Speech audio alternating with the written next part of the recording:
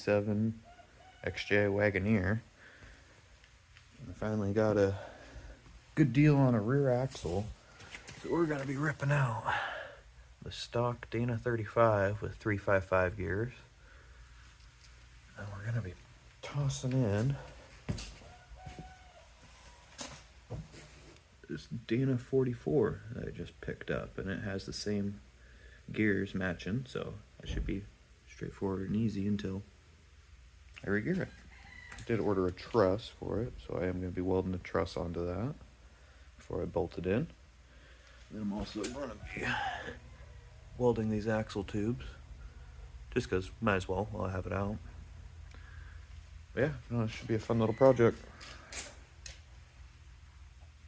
So then no more worrying about those Dana 35 C-clip axles. It's definitely a stress running the 33s. I know that I was definitely pushing my luck. But yeah, I know I haven't done a video on this thing in a long, long time. Done a lot of work to it over the years. But, yep, always more to do. So yeah, I've already started working on it a little bit. I already took the U-bolts out. And I think that's pretty much all I did. Oh yeah, I dropped the drive line. And yeah, so then it's just shocks, brakes. Oh yeah, I took apart the e-brakes too, so it's about it, ready to come out. But I'm kind of waiting until I get that other axle built up and ready before I throw that in. But yeah, this is the little first step of the rear axle swap in the XJ, going from Dana 35 to Dana 44. It actually looks like, too, when I was doing a little bit of measuring, I think there's about an inch difference on the diffs, so that Dana 44 is just a little bit longer.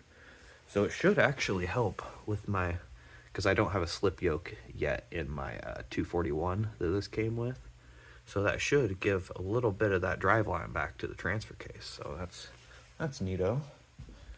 Also, I haven't really been able to find much for slip yoke eliminator kits, so that might be getting the old hack and tap treatment here soon.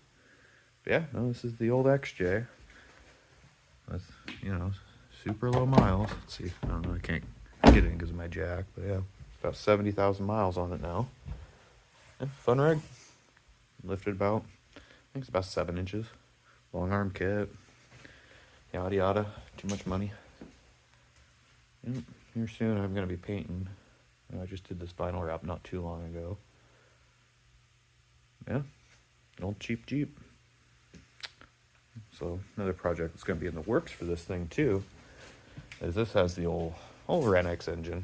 It's all right, but I'm going to be swapping it to the 4.0 high output. Comes in a little bit later models. I'm going to pick up one of those. I'm trading a transmission for an engine, so should be a sweet deal. Cheap engine. Build it up, throw it in, have some fun. But yeah, and I'm probably going to start posting more again, so if you like this kind of stuff, like, follow, and share it. Yeah, and I'll throw a couple more clips of me ripping this axle out and throwing the new one in and all that fun jazz, and maybe a little video at the end of it, driving around and moving. But yeah, that's what we're working on in the shop today. Alright, here's a little bit of a different video. It's from my Jeep XJ. I picked up a factory Dana 44 from the 87 to 89 Jeep Cherokees with a tow package, and it is geared at a 355, the same as mine. So I am going to be building this and bolting it up. I got a truss on the way, and just U-bolts and whatever top backing plates. It's gonna be a fun upgrade. Alright, on to the next part of the axle build. I'm gonna be welding these axle tubes to the main housing. To the main housing. I'm gonna heat it up to about 450 degrees, and then Do I get to heat up to for degrees, and then gonna weld it. then go in and weld it. Alright, got that one side all done, wrapped up. It's cooling down as slow as I can get it. I post-heated it a little bit with the torch just to help it cool down evenly. Now it's just this next side. There's a decent little gap on it, but it seemed to do alright. I'm using the 210 MVP. I know they say not to MIG weld it, but it's my axle and do what I want. Yeah, I'm just doing MIG with gas, just standard MIG wire. It seems to go on good. There's no porosity or nothing, and didn't hear any big pops or cracks or nothing like that. But the filler metal definitely is cooling a little bit faster than the rest, so I gave that a good torch around to get it a little bit hotter than the cast, and winging a prayer, see how it goes. Never done this part before, so we'll see how it turns out. But, oh, I'll get a little snippet of the weld after I do this one. Actually, let me take one little tiny peek. Let's see here.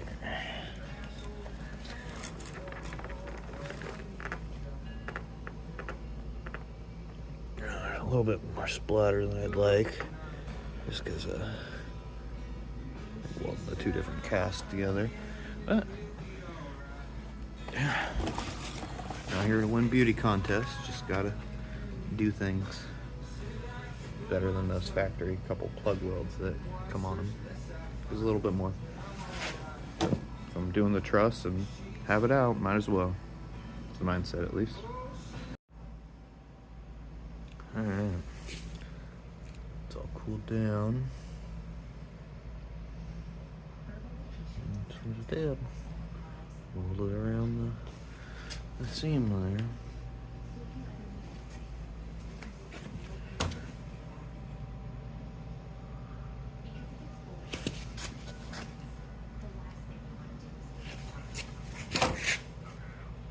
Yep, the help didn't crack. Not too bad. Alright, just wanted to do a little visual comparison between these two axles. This is the Dana 44 that came out of the factory XJs. They only had them for a couple of years. I think it was like 87 through 89 with the tow package. And here is your Dana 35. This is your generally pretty standard for the XJs. It's either that or then they switched to the 8 1/4 once it got a little newer. So just looking visually, it looks like, you know, the outer housings are quite a bit smaller than those big old beefy ones. The disc brakes are a little different. The pads are narrower on the Dana 35, but it looks like you can probably swap over the brake lines if you needed to. But yeah, no, it's just a quick little visual, you know, and the obvious, the round cover versus like the usually here the apple looking shape. If you look at it like that way. But yeah, I'm not gonna go over like exact like measurements and differences. I mean, they have that everywhere on the forums. You can just Google it and look. But yeah, no, that's just a little side by side. I know this Dana 44 isn't too common, but yeah, no, it definitely looks like it's going to be a worthwhile upgrade. Nothing cracked on those, so looks like good to go for there. Yeah, woohoo! Hopefully somebody will come pick this up in a couple days so it gets out of my shop.